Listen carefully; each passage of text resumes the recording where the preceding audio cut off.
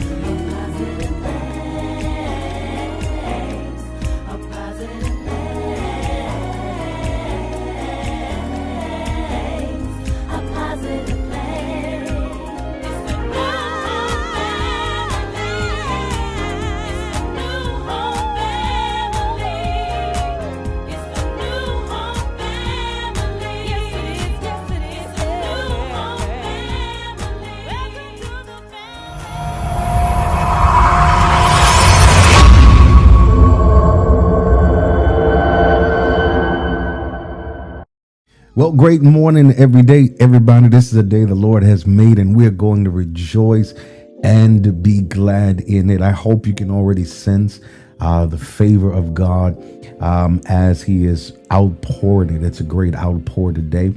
Do me a favor, hit that share button. You know how we do it. Let's come out of the gate strong today. Make sure you hit that share button, share button, and bring as many people as you can into this experience. Great morning to every one of you from literally around the world. So I want to jump in today. I think, probably finish the session that I started on dealing with adjusting our expectations. And I hope by now you have taken some of this material, you have adopted it into your life, you made it applicable to where you are, so that you can adjust your expectations on three fronts: expectations of others, expectations of ourselves, and our expectations of our God.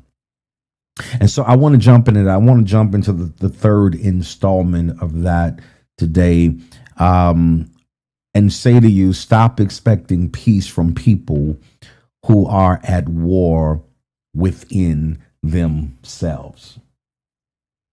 Stop expecting peace from people who are at war within themselves. So we're going to talk about in this session, adjusting our expectations.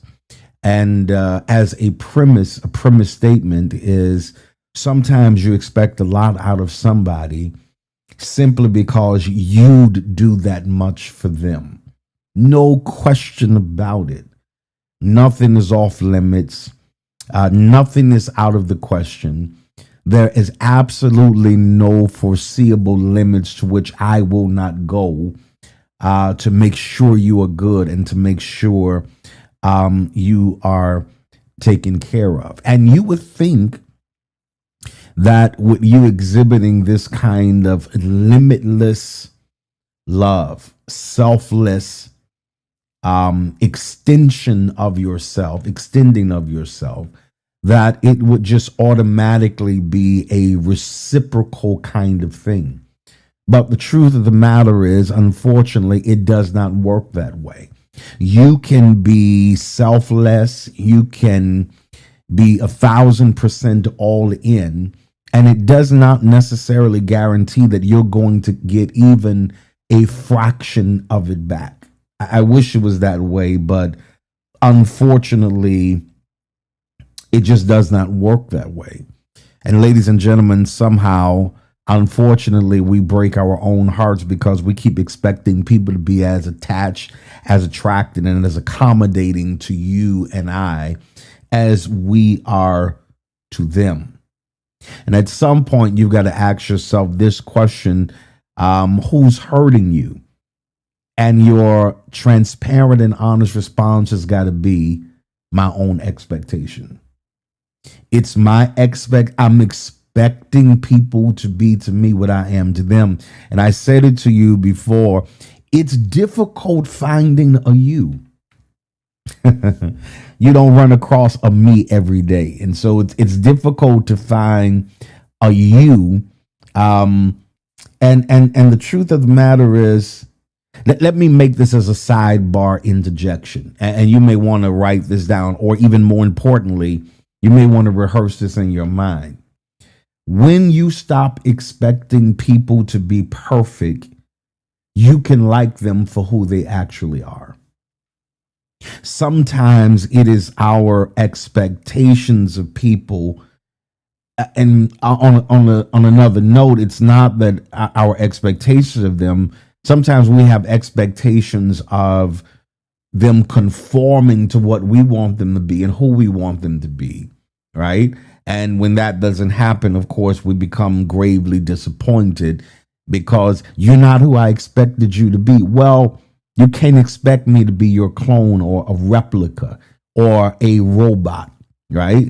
if the premise of your love for me is only predicated on me being who you want me to be, then you have to probably reassess your attraction or your interest. And so when we understand those dynamics in terms of expectations, then we learn how to manage our expectation, because it's not that you're expecting too much. It's just that you may be expecting too much from the wrong individuals. And so in this session, I want to go a little deeper, because the problem is that we are expecting peace from people who are literally at war within themselves. And that is called, ladies and gentlemen, inner turmoil. Inner turmoil often manifests itself outwardly. And those consumed by unresolved emotions, self-doubt, and unhealed wounds rarely have the capacity to offer others the calm they cannot access themselves. If you ever ran into somebody and you always say, they always on 100, they are literally always on 100. There is no moment of peace, of solace, of tranquility. They are always in a season or a sphere of unrest or restlessness, because there is this inner turmoil. Ladies and gentlemen, inner turmoil refers to a state of intense emotional or mental distress, often characterized by conflicting feelings, thoughts, and unresolved issues within an individual. And you are quick to assume, where they're always fighting with me. It's not necessarily that they're fighting with you. There's an internal conflict in the inside. They're always combating these negative intuitions or these negative voices and these negative narratives that are always present on the inside. It's a sense of, hear this very carefully, internal chaos and unrest that is often stemming from life's stressors. Again, unresolved conflicts, unprocessed trauma. Quite often, more often than not, some mental health issue, some esteem deficiency. And expecting someone who is emotionally, mentally, or spiritually conflicted to bring peace to your life is it's literally like asking a storm to provide calm for you. It is absolutely ludicrous for you to expect peace from people who are at war within themselves. Have you met people like that now? Have you matured enough to the point where you were able to deduce the fact that this individual has inner turmoil? They can't be blowing up like this for what seems to be trivial and very minute issues, because people who are at war with themselves are, again, they're consumed by unresolved pain. They have this intense level of fear. They are consumed by chaos, and their inner turmoil inevitably begins to spill into their actions, more specifically and particularly relationships, making it nearly impossible for them to offer stability or harmony with anybody. Come real close. Let me say this to you. A person battling inner chaos, whether from fear, guilt, or unprocessed trauma, is like a storm raging beneath the surface. It doesn't take much to set them off. And your life is too precious to allow other people's instability to fracture your stability, or to cause a disruption in your serenity and your tranquility in your life. Because when a person is dealing with inner turmoil, again, there's this war that is constantly raging on the inside of them.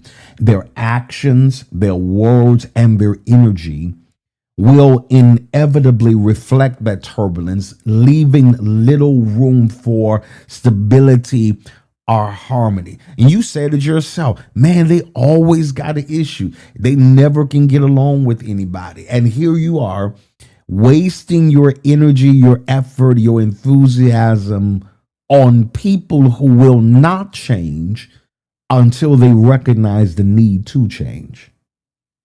Let me say that to you again. You're wasting all your energy, your effort. Emotionally, you are depleted. Psychologically, you are frustrated because you're trying to get people to change who will not change until they are ready to absolutely change. And so to have this unrealistic expectation from someone in such a state is to misunderstand, hear me very carefully, the depth of their struggle and their energy it takes to simply survive it. Let me give you that again. To expect to reap some joy, and if I can just get around this person, oh my God, I feel peace and I feel calmness. That is an unrealistic expectation, because when you're expecting serenity or externally generated peace from individuals who are in this state of inner turmoil and inner war within themselves, it means you have a poor understanding of the depth of their struggle, number one. Number two, you don't realize the energy it takes to survive it. And relationships, or trying to engage with individuals, trying to establish or develop or even maintain relationships with individuals that display this kind of behavior, often become draining, one-sided, as their inner conflict spills into every single interaction they're having with you. What does that mean? It means that they are projecting their anger on you. They're holding you responsible for what the last person did. Unprocessed anger. They have not put anything into perspective. They cannot individualize interaction. Again, all that simply means is they cannot resist the urge to make me guilty for what somebody before me did, right? And so they are projecting anger. Number two, they will project insecurity on you. They will project restlessness onto others, creating cycles of what I like to call, what I often call massive discord. In other words, there is never a time of agreement, because everything always feels aggressive and argumentative. It's hard to establish any degree of continuity. It's hard to establish any degree of commitment. It's hard to maintain lines of communication, because every interaction is always aggressive. It's always argumentative, and you don't realize it. But on the other individual side, this isn't simply something you can write off as malice. It's a subconscious survival mechanism. Some people, and this is going to be good for you to learn, some people can only survive by being mad, angry, disagreeable, because their psyche, based on their interactions and their exchanges in their history, they keep you at a distance. They're able to establish what they feel to be comfortable distance. As long as they argue, as long as I'm fighting you, you can't get too close to me. And as long as I'm fighting you, it may actually push you away. Because there are some people that will say you gave up on them when they know in actuality they pushed you away. Because there's so much unprocessed, so many unprocessed emotions within them, and their inability to reconcile their own pain means that they lack the emotional bandwidth to prioritize peace, compromise, or even patience. I wish somebody had caught me years earlier so that I would not have made some of the bad choices I made simply because I did not understand the emotional dynamics, and I did not have the psychological intelligence or the emotional capacity to guard myself by noticing the signs of individuals who are at war within themselves. And that's your problem. A lot of your frustration right now is that you're trying to establish, maintain, or sustain relationships with people who are at war within themselves. Every question starts a battle. Every conversation, no matter how well intended you are, no matter how great your motive is for the exchange, it always takes a turn at a moment. Everything can be going good, and then a moment's notice something changes, and now there is an eruption, and there is discord, and there is disjointment, and there is disharmony, because you have made the mistake that a lot of people have made, including myself, because I expected peace from people who were at war within themselves. And ladies and gentlemen, instead of demanding tranquility from them, shift your focus. Hear this. This is critical for you. You have to shift your focus to setting boundaries and nurturing connections with those whose inner peace or landscape are more settled, because true peace begins with self-awareness, and watch this, here's the big one, and healing. True peace begins with self-awareness and healing. Processes that require vulnerability and courage, many are not ready to face. Here's something I'm going to tell you that you're not even aware of. Some people know they need to heal, but they refuse to heal because it might forfeit the attention they're getting. Oh, let me say that to you again. There are some people who know they need to heal, and they choose to not heal because they don't want to forfeit the attention that they are receiving in their unhealed posture. Because here's the reality, ladies and gentlemen, until individuals we engage with or are interacting with, until they confront their internal battles, their interactions will be plagued with and by inconsistency. Here's a big one: defensiveness and emotional withdrawal. Let me give you that. I ain't gonna charge you a dime for it. Let me give you that again. Until everybody you have some kind of engagement with, until individuals begin to confront their internal battles, their interactions will remain plagued with and by inconsistency, with and by defensiveness, and with and by emotional withdrawal. Now, please hear me. Let me give you some balance. This does not mean abandoning them. This does not mean that's my cue. I'm out. I'm washing my hands. I'm going to just walk away from you. It does not. It does not mean abandoning them, but rather, here it is. It means I have to adjust my expectations. I got to adjust because that's been a great deal of my problem and your problem. It's because you have your expectations set at a certain place, when in actuality, you're frustrated because you didn't make an accurate appraisal of the people to which you are expecting these things from. And so you gotta offer empathy where possible, right? You have to have some kind of humanity that allows you to offer empathy where possible, But this is very paramount.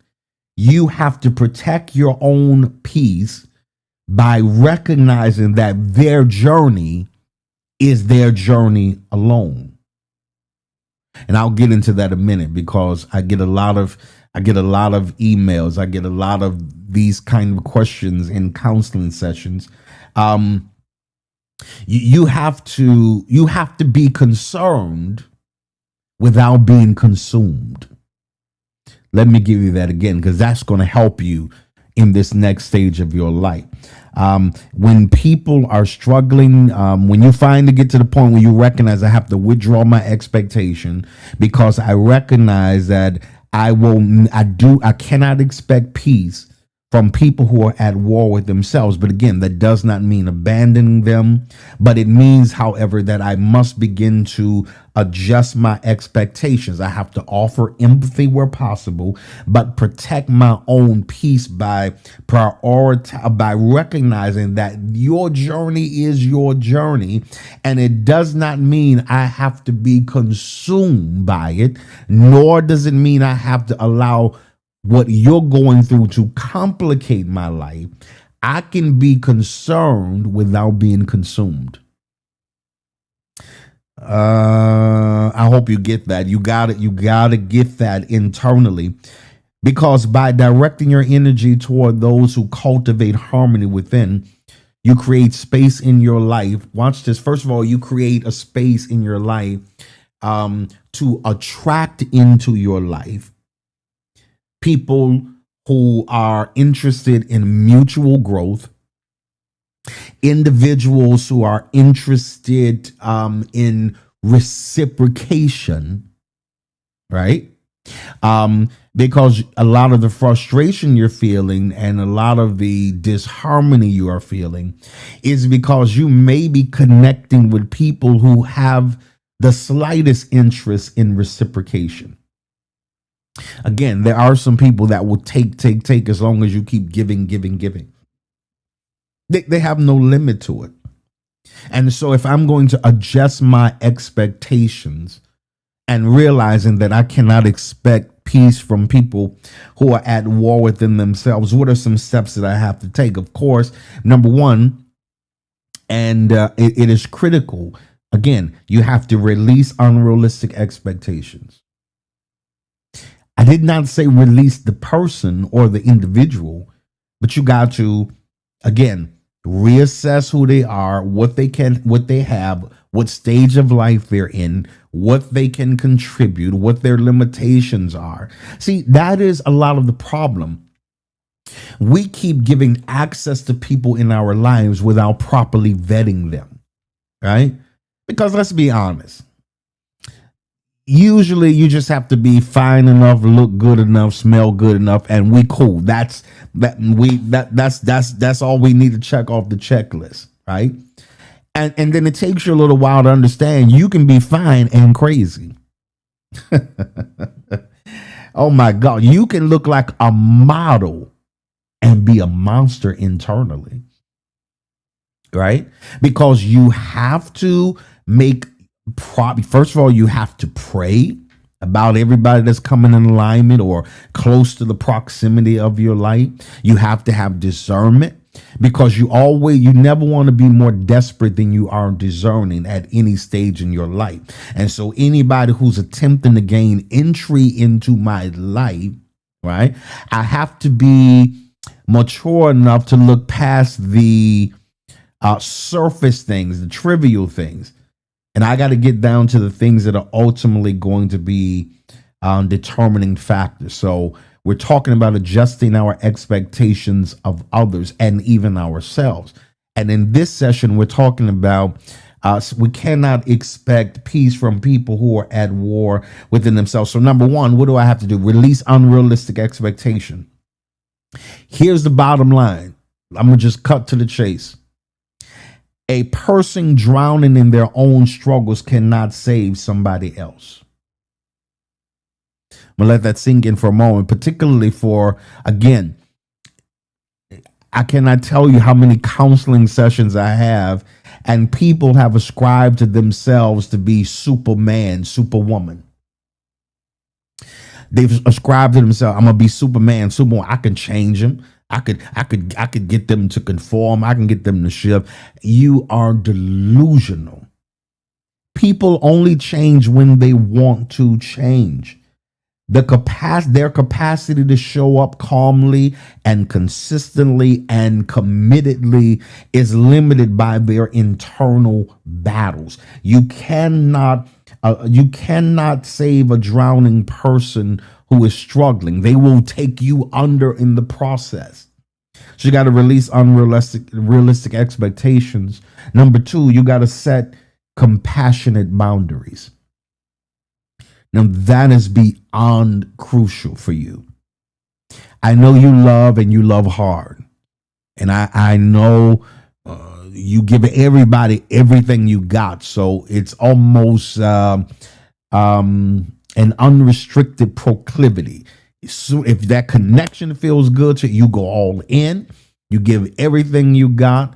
You're not editing anything. You're not streamlining the verb. You are going absolutely in. But let me say this to you. Boundaries are signs that you value self-preservation. And I'll talk about this in another session about self-preservation. But let me just give you this. Setting boundaries is the greatest indicator. It's the most indicative move you can make relative to your awareness of your need of self-preservation. Because if I didn't have the boundaries that I have in my life, people will pull me here. I'll be pulled over there. I'll be pulled over here. I'll be doing this. I'll be doing that. And before you know it, I've given all of me away to everybody else and I have no more of me left. And so your problem is you could be giving too much of you away to people, first of all, who don't deserve it.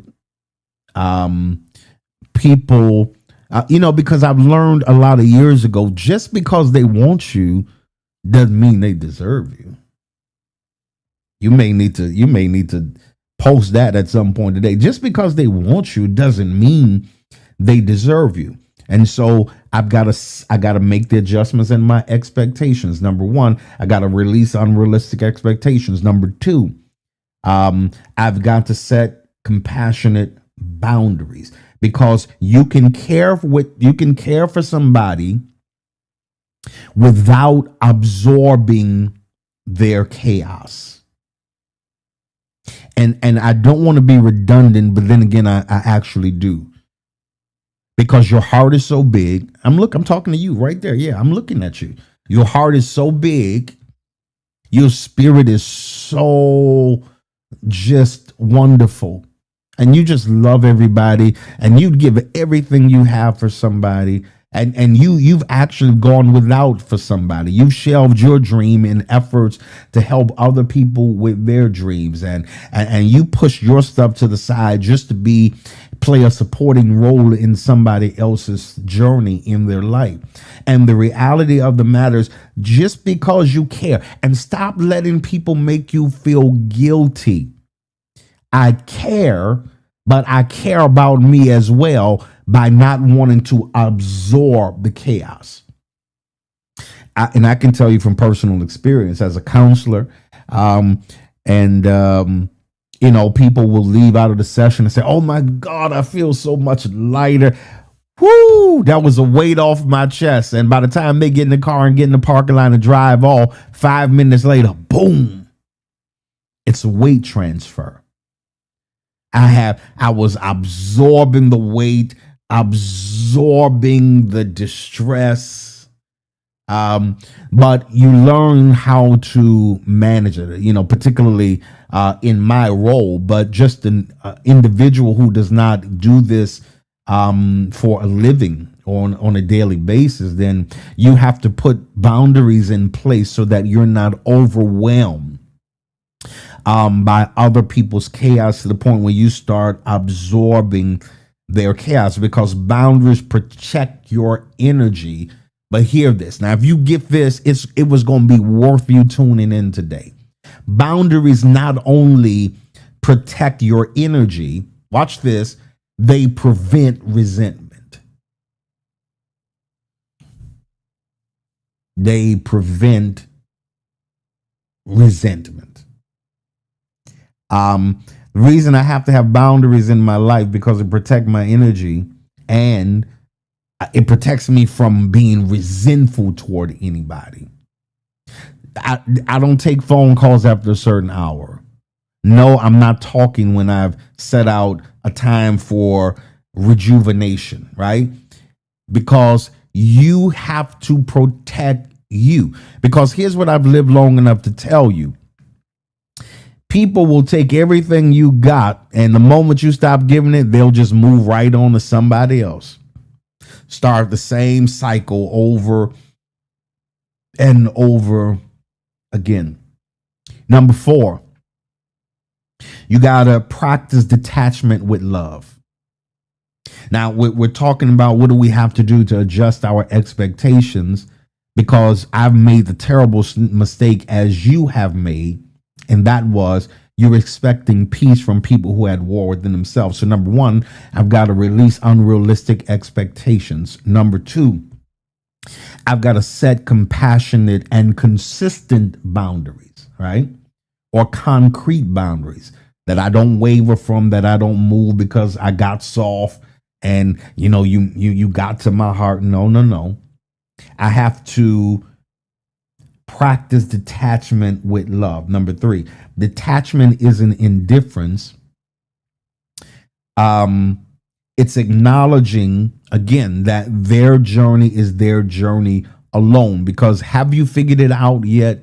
People will get mad at you for not helping them in their particular problematic moments or journey, but will never show up when you're having one of those moments. I made up my mind. This was the last season of my life that I'm showing up for who don't show up for me. It's say what you want to say. It's not healthy. It's not a long-term sustainable model. It's depleting. It's debilitating. It's distressing. It's discouraging. Because your problem is you keep showing up for people who are not showing up for you. And you keep saying, well, they're gonna do it the next time. They're gonna show up for you the next time. They're gonna eventually come around. But what if you go down before they come around? Is that a risk you're really willing to take? Using all of your energy, sowing all your energy, investing all of your energy in places and in people that you may never reap it back from. Here's my suggestion to you, ladies and gentlemen. Support them from a distance if they're open to help, but don't tie your peace to their healing. Oh, I wish you would get this. I wish you would really understand this. You have to learn how to love people and support them at a distance. This is what I tell people years ago. Some people you got to learn how to put on your waving list. What does that mean? I love you. I love you from over here. I don't need you right in this space, because this space is protected, right? I got to safeguard my space, my energy. I can't have your bad vibes disrupting the continuity of my peace, right? I don't want any unnecessary drama. I want it calm and peaceful. And so you got to determine that you have to start practicing some detachment disciplines. And again, it doesn't mean you're throwing anybody away or you're kicking them to the curb, but it does mean you're prioritizing the amount of space you're going to allot to somebody to occupy in your life. Let me do a quick test. If you look in your phone right now and look at the last 5 people you text or called, and you did an honest assessment and you asked yourself, are they adding to my life or are they subtracting from my life? Am I benefiting from them or are they benefiting from me? Or is it just a one-sided beneficial thing? They call and get everything they want from me, but when I call them, I'm treated like an inconvenience. I'm treated as if you're going way out of your way for me. But what I want to say to you today, that you have to employ and you have to begin to develop some detachment disciplines. I support you from a distance if you are open to help, but don't tie your peace to their healing. I'm gonna love you from a distance. I'm gonna pray for you. Stop letting people put you in a position where they're trying to treat you as if you're God. I'm not God. Right? I can't be your God. I can pray for you. I can want the best for you. I could be a well-wisher of yours, but my peace is not tied to your healing. All right. I hope you can handle this. I know I'm going a little deep, and I didn't mean to go this deep, but if we're going to manage properly our expectations of others, particularly in this session where we're dealing with dispelling this unrealistic expectation you've been having of expecting peace from people who are at war within themselves. Number one, you got to release unrealistic expectations. Number two, you got to set compassionate and concrete boundaries. Number three, you got to practice attachment with love. Number four, you have to reframe your perspective. Reframe your perspective. Here's the greatest revelation relative to this kind of interaction. Their behavior is not about you. In fact, it is a reflection of their inner state. Let me let that marinate for a moment. Sometimes when people are reacting and acting out negatively toward you, their behavior is not about you. It's a reflection of their inner state. You have to understand that because they're dealing with so many unresolved issues, they are longing for and lack closure to certain moments and chapters of their lives that they feel that they did not get. It was unwarranted. It's an unfair experience, but nonetheless, stop taking it so personal. But what you must do is create some reoccurring preventable distance. In other words, now that I know you have the capacity to lash out at me without making the distinction that I was not the perpetrator, I've got to create some distance so that I am not the victim of your reoccurring lashing. I wish more people would understand this. When you get hurt by people's actions, and you haven't remotely done anything to offend them, to hurt them, to make them feel any kind of way negatively, you got to remind yourself, this is their storm and not mine. I'm not going to take it personal. And that's one of the biggest signs of maturity. When somebody's lashing out and going off, and you say, wait a minute, I know I didn't do anything. You're not going to make me feel less than, or I'm not going to start feeling some kind of way about myself. I'm just mature enough to recognize that what you are dealing with now, the behavior you are reflecting and projecting, is a reflection of your inner state. And your inner state is revealing that you're at war within yourself. Right? So what I'm going to do is I'm going to give you a little time.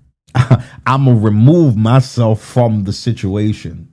And I am going to invest my time, effort, and energy in places that make me feel good, about myself, places that are filled with peace and calmness and tranquility and serenity. And I am not going, and again, I'm going to adjust my expectations, because the behavior is not about me. It's a reflection of your inner state. Number 5, you got to choose where to invest your energy. Let me give you that again. Number 5, you got to choose where you are going to invest your energy. And I keep just give me the grace to say this to you. Not everybody deserves access to your emotional bandwidth. Just like everybody doesn't come to your house. That, it's levels to this. Some people you gotta. I'm meeting you at the coffee shop. I'm meeting you at this private, public, open area, right? Just as there are levels to intimacy, just as there are incremental moves into places of intimacy. Likewise, it is in terms of anybody having any interaction with your life. Because here's the reality. You can look back right now and see people you never should have gave keys to.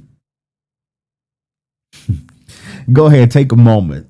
Because I know you got to get over the shock of it. You got to act like you're not one of those people. But somebody's watching me. You know what it is right now that says, I should have never gave them access. I should have never let them this close. And we're not even going to deal with the fact that you saw some of the signs ahead of time, but you still persisted anyway. Come on, there's nobody here but you and I. Come on, let's talk. You were more desperate than you were discerning. The signs were there. But you intentionally, okay, maybe if I'm honest, it'll help you be honest. I saw signs that I intentionally ignored. I saw signs that said, slow down, slippery when it's wet down the curve. And then I got mad when I slid and hit against the side of the, okay, y'all don't want to be honest, right? So we intentionally have ignored signs and red flags that would have protected us from being emotionally injured. Psychologically, we took an unnecessary hit, all because we simply ignore the signs. And so now the next challenge is to figure out, well, when to walk away, right? Because if I'm going to adjust my expectations, if I'm going to mature to the point where I realize that I am delusional to expect peace from people who are at war with themselves, then when do I walk away? When do I say this is it and really mean it? When do come on.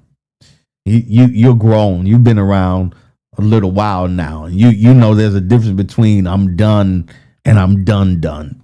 I'm done. Because there are some I'm dones that you give at 10 o'clock and they'll say, I'm done with you. And by 8 o'clock, y'all eating dinner together. Not that. I'm talking about when you really done. If somebody's inner war is repeatedly harming you, I'm talking about in terms of manipulation, toxicity, or abuse on any level, then leaving is an act, not just an act of self-respect, but it's an act. Leaving is an act of self-respect, not cruelty. Okay. Sometimes I've got to go out of necessity, out of, again, self-preservation. You cannot set yourself on fire just to keep somebody else warm. Let me say that to you again. You cannot set yourself on fire just to keep somebody else warm.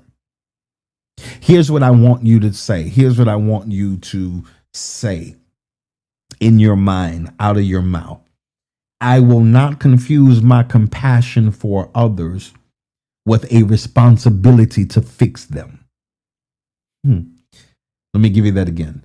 I will not confuse my compassion for others with a responsibility to fix them. My peace is my priority. I hope you're getting this, because I wish I was there so I could get this. I want you. I will not confuse compassion for others with a responsibility to fix them. A lot of your problem is you've been having a lot of fixer-uppers, just a whole stretch of fixer-uppers. It's like going to a car, like, it's a pretty good car. All just needs a little muffler, just needs a little tune up, just needs a little. And by the time it just needs a little, it needs a lot, right? Because you don't know what you're getting into. And you have to come to the conclusion that I refuse to be delusional and live in a delusional state and expect peace from people who are at war with themselves. Now, what are the sources of these internal battles? Let me give you three things that I want you to really, really, really consider and think about and disseminate in your mind over the next 48 hours. Number one, inner wars often stem from fragmented parts of ourselves. Guilt, fear, or anger. In other words, inner wars often stem from fragmented parts of ourselves battling for dominance. Battling for dominance. It's that insecurity in you that you're trying to suppress, but it keeps trying to fight you and say, this is going to be our dominant position in life. We're insecure. Or it's that anger in you that you've been trying to harness, you've been trying to suppress because you don't want to be like daddy was. You don't want to be angry all the time like mama was. But it is that internal war, that internal emotion that is battling for dominance. It's the clearest example I can think about is like, you remember those snow globes? People would have them for Christmas. You shake them up and the snow is going everywhere. But here's the reality. The snow only falls back into place when you stop shaking it. When you stop disturbing it, it then again begins to settle down. So inner war often stems from fragmented parts of ourselves battling for dominance. Number two, inner war stem from narratives like saying I'm broken or I'll never recover. You must change the story, because when you change your story and what you say about you, you change your power dynamic. When you change your story and change your internal narrative and what you're saying about yourself, you change the power dynamic. Number three, inner wars thrive on self-judgment. Inner wars thrive on self-judgment. Compassion is the balm that soothes the fight. I know you're judging yourself very harshly. And it's not that I want to minimize your infraction or minimize what you have done. But what I am saying to you is, after you have offered your repentance, after you have extended your remorsefulness for moments of your life where you were immature and even ignorant to some things, but you do not owe your future to your past. You got to decide that I am not going to be self-condemnatory. I hold myself responsible, but I am not going to be self-condemnatory, because self-judgment will keep that inner war raging in your life. And today, if you would follow these principles and literally start adjusting your expectation of yourself, particularly stop expecting peace from people who are at war with themselves. I'd rather be by myself than be in a car that's filled with chatter and chaos and confusion. I'd rather eat lunch by myself. I ain't gonna pay and not be at peace. Oh, no, sir. No, ma'am. Your problem could be you are surrounded by people who are contributing to the clutter, to the chaos, and the confusion that you are currently experiencing in your life. And until you make the necessary adjustments and align remember, I said earlier that our expectations is not about abandoning them. It's about aligning them in reality, right? I am no longer going to be so presumptuous as to think that I can expect this from you, expect that from you. No. I've got to accurately assess the people, the personnel that are in my life and in my circle. Because the challenge is, ladies and gentlemen, sometimes your circle could be the reason you're still going in circles. But today is your day to make the necessary adjustments. Will you do that today? Are you going to make the necessary adjustments in the season of your life? Because until you make those adjustments, you have no right to complain about what you are experiencing, right? I got to make the adjustments, and then I could see significant change and transformation in my life. Now, a lot of you who are watching now, I want you to ponder everything I've said to you today. I want you to understand. I want you to go back and rewatch and replay and watch how drastically life begins to change for you. It's going to change drastically for your life.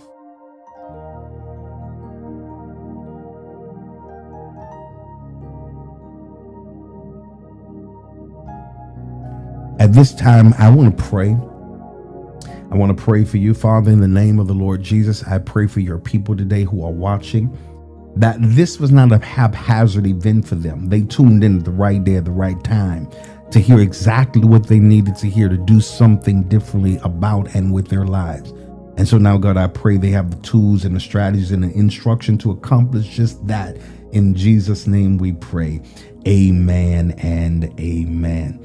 Well, I hope you are excited about what God is doing for your life. Now, at this time, I want you to prepare to give your seed offering. Today, the giving means are right there on the screen for you. I want you to find the one that's the most convenient, and I want you to give unto the Lord today. I want to challenge everybody that can and will, if you can sow at least a $20 seed offering. If you're willing and able to do that, I want you to, by faith, release that seed and sow it in the ground. Of course, all the giving means are right there on your screen for you. Find the one that's the most convenient, and I want you to give it. And know that God's going to give it back to you, good measure, pressed down, shaken together, running over. He'll cause men to give unto your bosom. If you want to mail your seed in, send it to 1605 Robert C. Blake Senior Drive, our corporate headquarters, New Orleans, Louisiana 70130. And we're going to receive it and pronounce the Lord's great blessings upon your life. So I want you to go back, even as you're playing and replaying this, take advantage of the giving opportunities. God's going to bless you in a significant way. All right. Well, for today is an amazing day, and we're believing God for breakthrough, and we believe his wonders or among us today. Don't forget, this Sunday, find your new home everywhere and make your way into the house of the Lord. I would love to have you to join me this Sunday at 9 a.m., 13800 Hain Boulevard, our East New Orleans location, 10:30 Uptown, of course, 10:30 at our Hammond location, 11 o'clock at our Houston, Texas location, and 1 p.m. at our Jackson, Mississippi location. So I want you to join us there. All right. I love you so much. I want you to have an amazing, amazing, amazing weekend. And of course, as Bishop always says, have an amazing day today. I want you to go get it, because God says it is absolutely, positively yours, my friend. I'll see you next time.